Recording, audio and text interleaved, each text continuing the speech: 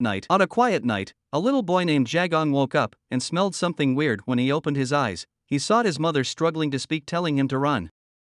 Ja Gang realizes they were poisoned by a poisonous centipede and called for his mom, but his mother was already dead. Out of desperation and anger, Ja Gang bit and killed the centipede. Then his grandfather rushed into the house, seeing the nasty sight. To stop the poison from killing Ja Gang, his grandfather give him a pill named internal fire cleansing so that Ja Gang can recover from the poison. Then another man arrives saying the pill was wasted on the boy since he was already dying.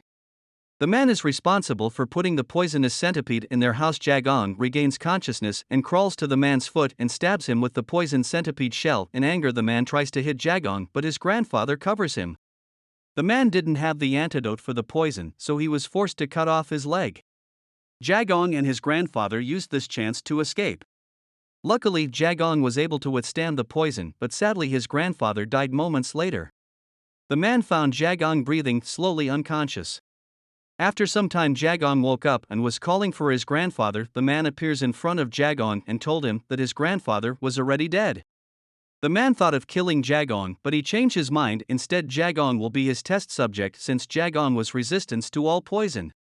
So the man starts to poison Ja Gang with many different types of poison, such as the black centipede, which is not as poisonous as the first poison centipede that killed his family. So the black centipede was placed on Ja Gang's chest. He started screaming. The man got annoyed and hit Ja Gang's leg with great force, breaking it. The next day, Ja Gang was given a memory soup to make sure that Ja Gang did not forget the symptoms of each poison, and also to keep him conscious so the man can observe Ja Gang's reactions to the poisons. Then the man continues his experiment using various poisons. The man enjoyed watching Ja Gang in pain. Days went on for weeks went on for months. The man keeps feeding Ja Gang memory soup and continues with the experiment because of the memory soup. Ja Gang was conscious while being tested, and he withstood the pain of various poisonous. Ja Gang felt like was in a place worse than hell. Eventually, after some time, Ja Gang died, but the man won't let Ja Gang die so easily, so he used his internal energy and transfer it to Ja Gang. Then he woke up from the dead in pain. However, the man was called by the elder for a meeting, leaving Ja Gang. After the meeting, the man came back to the torture room. When the man opened the door, a snake jumped at him. The man grabbed the snake by its head and avoided getting bitten. The man saw that all the poisonous snakes and insects are out of their cages. He looked for Ja Gang, but Ja Gang was nowhere to be found. The man saw the garbage chute open and thought Ja Gang was in there. When he opened the cover, something hit his face. When the man looked at what hit him, he saw a bamboo with the tip covered with poison. The poison starts affecting the man. Then the man saw a small hand sticking out of a basket that was filled with poisonous snakes. Ja Gang then runs out of the torture room, leaving the man to die. The man then shout out, calling Ja Gang name. Ja Gang was joyous and happy. He even started crying because he was able to escape from the man and avenge his family. Now that the man is dead, Ja Gang doesn't know what to do next. Then Ja Gang heard two guards talking about how the general of the martial arts alliance is visiting the Venom clan. Ja Gang decided to meet the general to inform him about the injustice that the Venom clan has done to his clan. Ja Gang then sneaks into the palace to meet the general. However, the general is with someone from the Venom clan, so he decided to hide and listen. Ja Gang was shocked when he found out that the alliances were supporting the Venom clan. The general felt Ja Gang presence and stabbed the wall he was hiding behind. Ja Gang almost got hit. Ja Gang had a sense of confusion and powerlessness. Then he remembers what happened to his clan and promised himself to get strong and get his revenge. Later that night, Ja Gang saw people being transported. Then he blended in with the people. On the carriage, while traveling, one of the passengers noticed that Ja Gang was not from their clan, so Ja Gang introduced himself and told them his story. Ja Gang, with the poison he has stored in his body, he and the others can escape by putting the poison on a makeshift weapon and attacking the guards. Everyone agrees to his plan. Then a messenger riding a horse arrived, telling the guards to return because a prisoner has escaped. The captain of the guards asked his men how many people should be in the carriage. The guards said 11, but the captain counted 12. This means that the escape he is one of the passengers.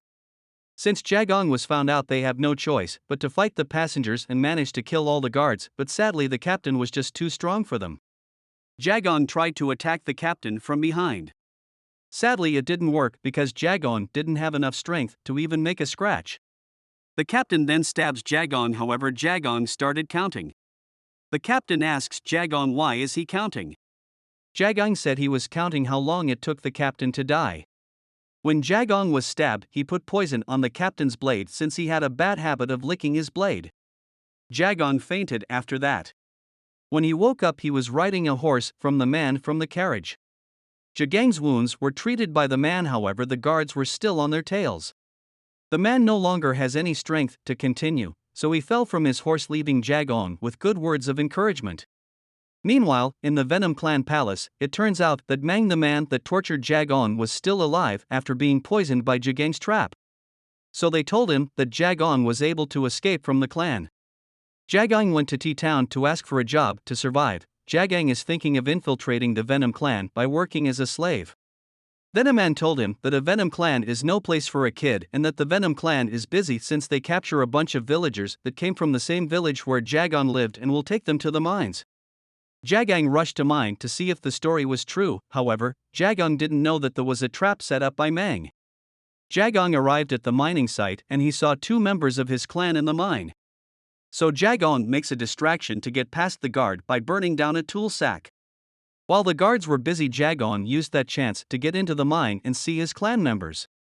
Jagang told them that he came to help them escape. Meanwhile, Mang was suspicious of the fire. Then he figured that Jagang set it up to enter the mine. When Mang entered the mine, he was surprised and filled with excitement to see Jagang inside. Mang went to tell the Alliance Lord that Jagang was found. He was shocked to see the leader of the Poison Valley clan there. The clan leader was the strongest of the three poison clans. Then Mang hears a large explosion. It appears that they are closing the mine to trap Jagang and the others inside. Mang was furious because Jagang was to die by his hand, but instead he died inside the mine. Everyone panicked inside the mine except for Jagang because he said that nothing will change if he and everyone panicked. He told everyone to work together and find an exit. Everyone agreed with Jagang, but in reality, it was not so easy to find one. With the lack of food and minimal light, digging out a pathway was not an easy task. People started losing energy. While looking for another way out, Jagang found a small hole in the wall. He went through the wall and found water and moss on the other side to feed everyone. However, when Jagang drinks the water, he figures out it has poison mixed in. So Jagang went out and continued to dig out a hole to exit from the mine. Then out of nowhere, the hole that everyone was digging collapsed, killing some people in the process. So the people lost hope. They no longer have food or water, everyone except for Jagang, who continued to dig the hole out. So an old talked to Jagang, wishing to pass his family skill to the boy before dying. The others follow the old man, wishing the same. With determination, he accepts their wisdom and learns chi cultivation, stride technique, assassination, and even medicine techniques.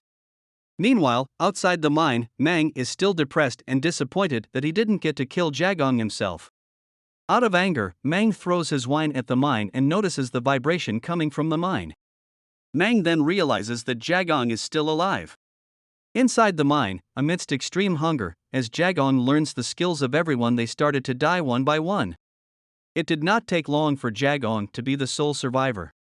As seasons passed, Mang said his farewell to Jagang at the front of the mine. Jagang, after filling his empty stomach the poison moss and water, he continued training and digging throughout the mines, all while loneliness took over him. Within the seemingly never-ending trial, time continued to flow. 8 years later, Jagang finally returns as an Asura. The night air is cold and the moonlight is blindingly bright. Everything is different from the past, and some things did not change. The path he must take is laid out before him.